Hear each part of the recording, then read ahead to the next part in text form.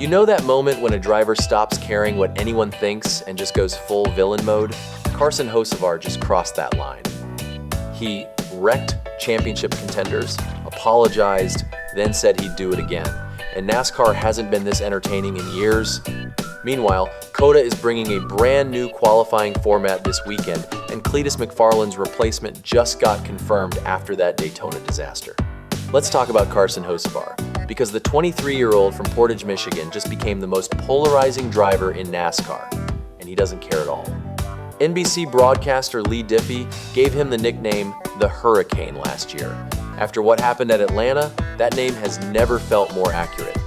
He ran up front early, had a tire go down, lost 2 laps, clawed them back, got involved in multiple wrecks, and nearly won the race. He finished 4th. But it's not where he finished that has everyone talking, it's how he got there. On the first overtime restart, Hocevar shot for a gap between race leaders Bubba Wallace and Christopher Bell. The gap wasn't really there. He hooked Bell into the outside wall. Bell's race was over. After the race, Hocevar apologized. But then he said something that separates him from every other driver on the grid. He'd gladly take the same risk if given the opportunity again. That's what makes him NASCAR's perfect villain. In a world where drivers are constantly taking the corporately correct approach, always looking to please their manufacturer, their sponsors, or fellow competitors, Hocevar has no interest in scoring PR brownie points. He's not going to change, and he's not going to pretend otherwise. A few years ago, NASCAR couldn't stop talking about Ross Chastain. He either won, wrecked someone, or both. His Trackhouse racing team came out of nowhere to challenge the Cup Series' established powers, and they didn't like it. Then, Chastain messed up one too many times at Darlington Raceway in 2023, and Rick Hendrick had some conversations with Chevrolet that conveniently resulted in Trackhouse experiencing an immediate drop-off in speed. The version of Chastain we've seen since is much quieter. He'll show up once in a blue moon to spoil the party, but not nearly often enough to live rent-free in his competitors' heads the way he used to. And the sport is less interesting as a result. Now Hurricane Hocevar has touched down. He's a full decade younger than Chastain, and he might be even more polarizing. He hasn't won a Cup Series race yet, and he's already public enemy no, one among many of his peers. And the best part, he does not care. Hocevar knows he needs to earn his peers' respect, but he wants to earn that respect through force rather than by cozying up to the old guard. He's a personality the sport hasn't seen since Kyle and Kurt Busch were his age, a baby-faced young hotshot who comes in and embraces the heel role by being shamelessly authentic. This is the type of driver who can transcend NASCAR. He can bring new fans to the sport and become a mainstream marketing machine.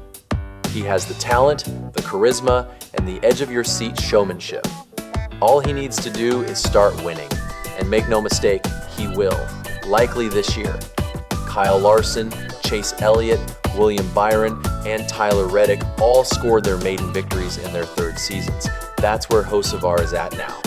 His Spire Motorsports team has gotten a little bit better every year, and they just added longtime successful crew chief Chris Gabehart as Chief Motorsports Officer.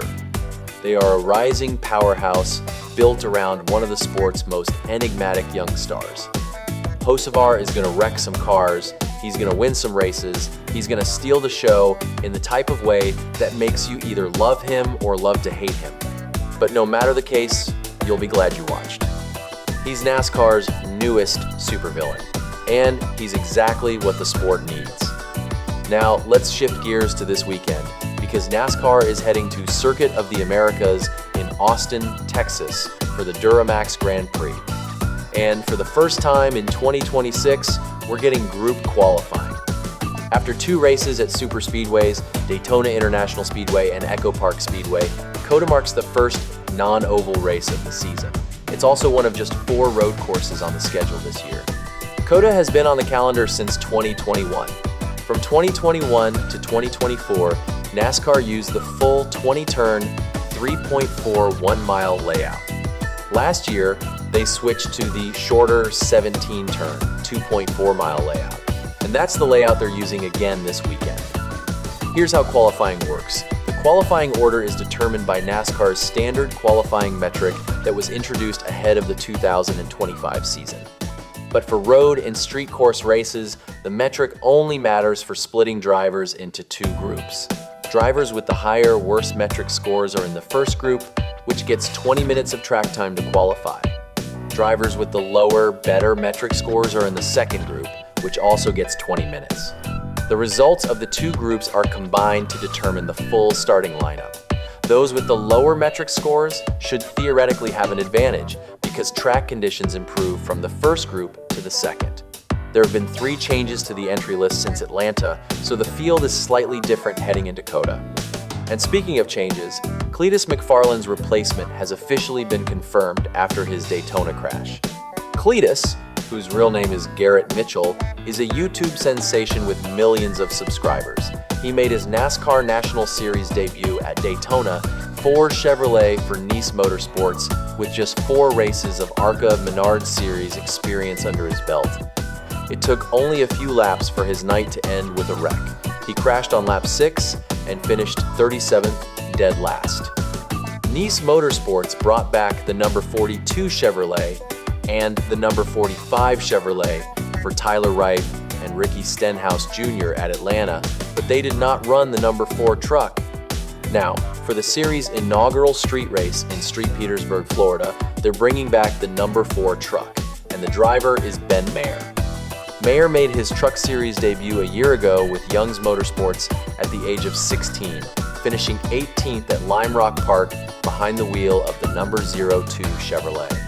He added a 25th place finish at the Charlotte Motor Speedway Roval later in the year. The 17-year-old from Chester, Maryland, won the 2025 Cars Pro Late Model Tour Championship with 7 top 5 finishes in 13 races. NASCAR Motorsports also plans to run the 42 truck and the 45 truck again in St. Petersburg. So Cleetus McFarland's Daytona disaster opened the door for a 17-year-old championship winner to get his shot at the inaugural St. Petersburg street race. Not a bad consolation prize. Back to COTA. This weekend marks the first real test for drivers on a road course in 2026.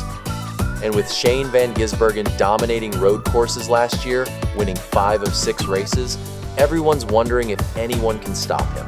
The answer might be his 19-year-old teammate Connor Zilisch, who beat SVG head-to-head 2-1 in Xfinity Series competition last season. But that's a story for another day. For now, all eyes are on qualifying this weekend. Group qualifying is back, the 17-turn, 2.4-mile layout is ready. And NASCAR is about to find out who has the speed to challenge the road course king. And while all that's happening, Carson Hocevar is sitting 4th in the standings, building enemies, collecting apologies he'll probably never give, and reminding everyone why NASCAR is the most entertaining motorsport on the planet. The Hurricane has touched down, and it's not going anywhere.